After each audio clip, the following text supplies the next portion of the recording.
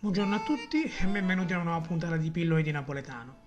Oggi torniamo in cucina per parlare di un termine molto usato nell'ambito gastronomico napoletano, che è l'accio.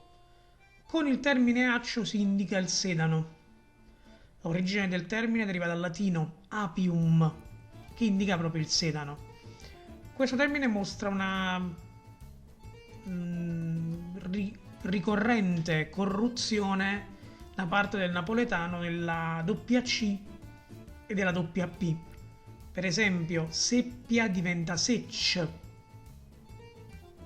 per lo stesso meccanismo. C'è un modo di dire molto carino legato al termine accio, che l'hanno fatta accio e uova.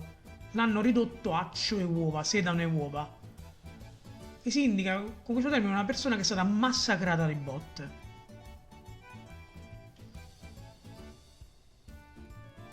Probabilmente per il fatto che sedano e uova sono assolutamente, fanno a cazzotti già tra di loro come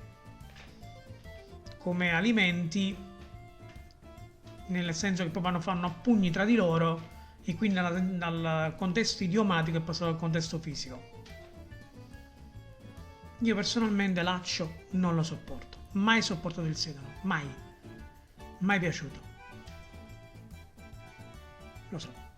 Detto questo, io vi ringrazio per l'attenzione, vi saluto e vi rimando a una prossima puntata di Pillole di Napoletano.